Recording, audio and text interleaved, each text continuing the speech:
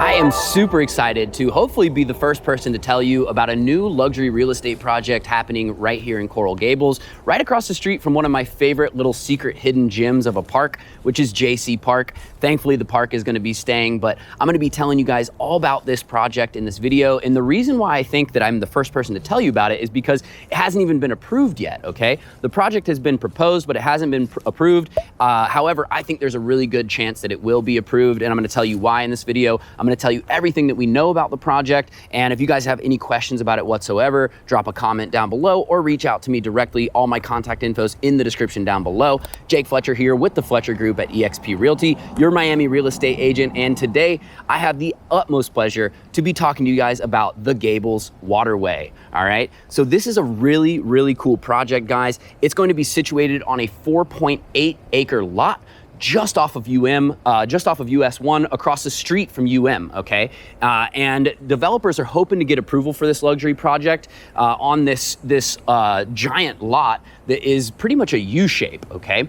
And it U-shapes around a canal, which is kind of very unique and very interesting. And as I turn here, all of the buildings that you guys see in the background here are all buildings that are going to be, that are proposed to be torn down and make way for this new project here. So I'm gonna be walking around the site and telling you guys about it as we go. But I'm super excited for it because I think that, you know, all these buildings that are here, you know, probably could stand to have something new going on here. All right. This new luxury project, like I told you guys, it's called the Gables Waterway. It's going to be offering 251 units divided across buildings that are ranging from 9 to 13 stories. Now, the homes themselves are going to range from 1,000 to just over 3,500 square feet, offering 1 bedroom to 5 bedroom floor plans aimed at wealthier clientele. Like I mentioned before, it's a luxury project, and there's going to be 8 penthouses as of now that are going to have private pools on the terraces for the owners.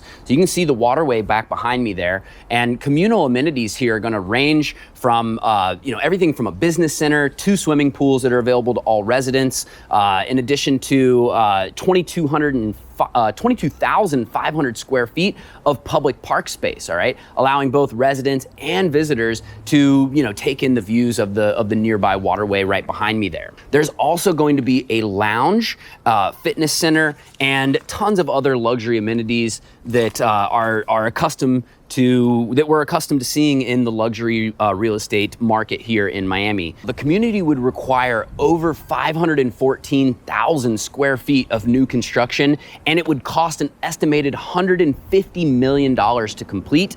Now, one of the main reasons why I feel like this project has a really good chance of getting approved is because the architect that has been tapped for the project is Arquitectonica. If you know anything about real estate in Miami or anything about architecture, then you have heard the name Arquitectonica. I'm going to throw up some images on the screen right now, some other projects that they've done in Miami. But I mean, essentially, they're one of the main contributors to the Miami skyline, one of the main forces behind making the skyline look the way it does, right? So that's really a big data point to keep in mind as to whether or not this project will get approved.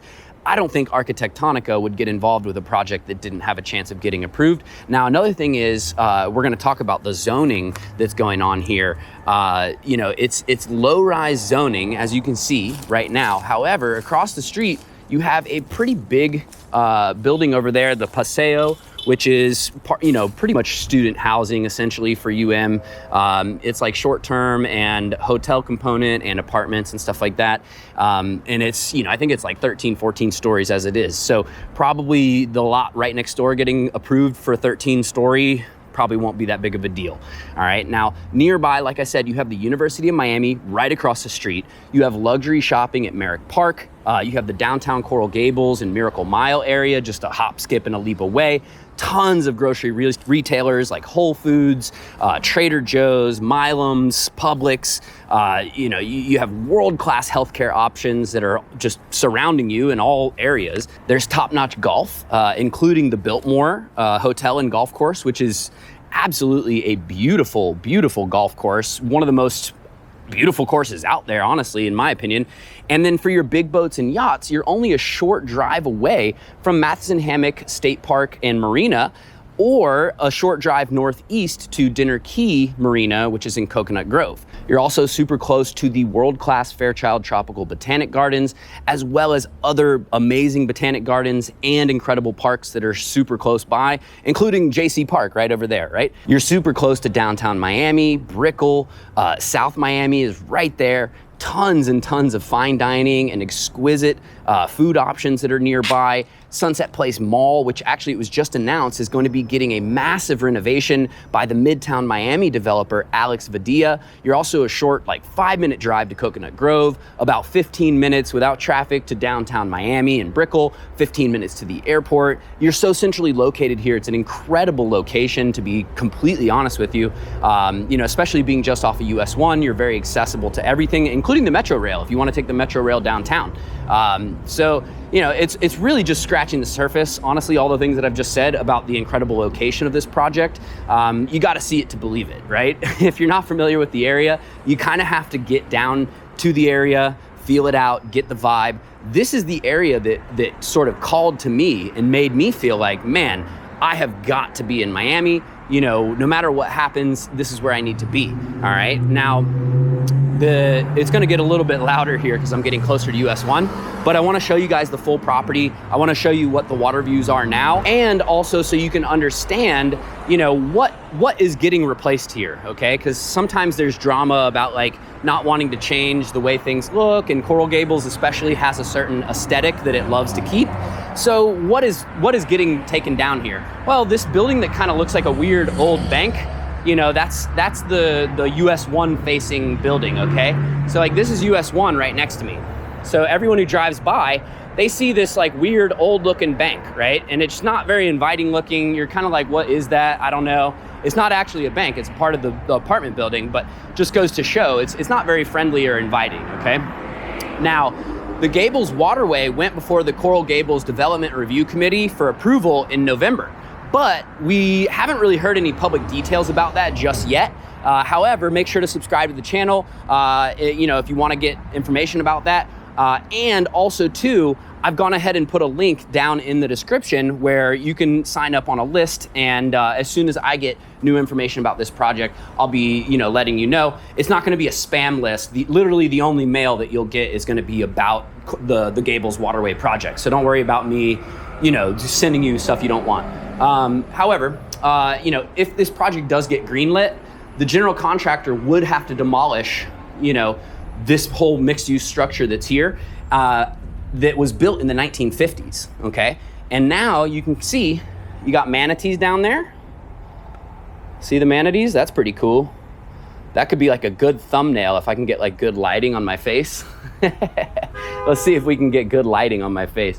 We can maybe fix it in post, but I'll stand here and hopefully you guys can see those manatees down there. So as you guys can see, the canal here is just chock full of manatees, and that's a typical Coral Gables canal, to be honest with you. There's manatees everywhere.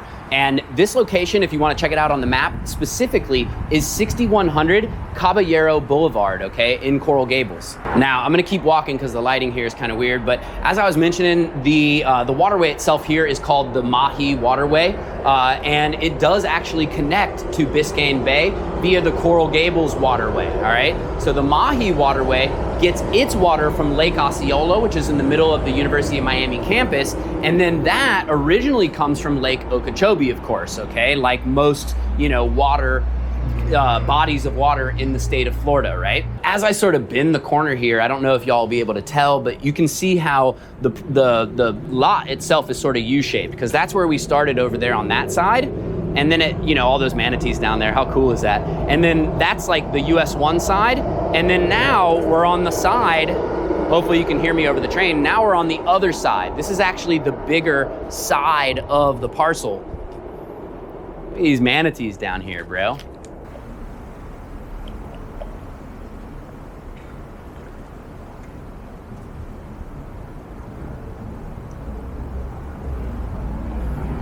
Like I was saying before, this lot is sort of a U shape, right? And the whole thing is currently zoned as MX1 or mixed use, AKA commercial and residential. And then also MF3 or multifamily, which is for townhouses and small apartment buildings, low density, low height, etc. right? So this means that they would need to get the zoning actually changed in order to actually build the between 9 to 13 stories that they're wanting to build. Let me get through this gate here. Like I was saying earlier, I was sort of alluding to, I don't think that it's going to be an issue. Let me get those manatees in the shot. I don't think it's going to be an issue because, considering that the building is next door to the Paseo, which I showed you guys, which is actually zoned up to 15 stories. It's on US 1, which is a main road. And honestly, the apartments that are here now from the early 1950s, they're just kind of unsightly. And, compared to all the new construction that's all around, it just needs a little bit of a facelift, right? It's lovely. It's great that it's on the water. People will pay big dollars to be here, guys. So that's what the developers are thinking, and I think it's going to be a successful project for them. I do hope that they include some type of public food option. That would be really awesome. Some type of public access to be able to walk along the waterway like I am now down this dock, hanging out with the manatees. I mean, it's just so cool, and it's such, I would say, like an essential part of Coral Gables to have access to all the nature and beauty that happens out here. That would be really cool. And then, another thing too is I did a little bit of field research for this video and ate at Gelano's Deli, which is actually located in this property. I'll show you guys at the end. We'll go inside and check it out.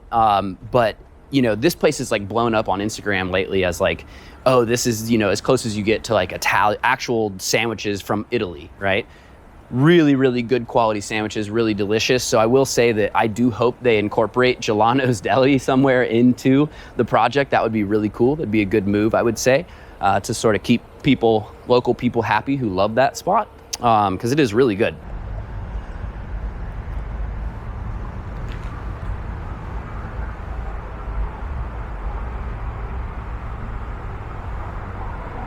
So what do you guys think about this project? Should Coral Gables approve the Gables Waterway? Should they deny it? Why? Why do you think they should or shouldn't do it? I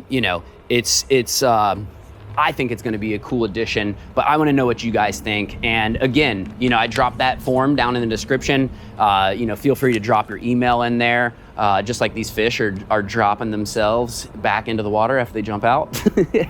But feel free to drop your email in there and I'll get you guys as much information as I'm able to get once I'm able to get it.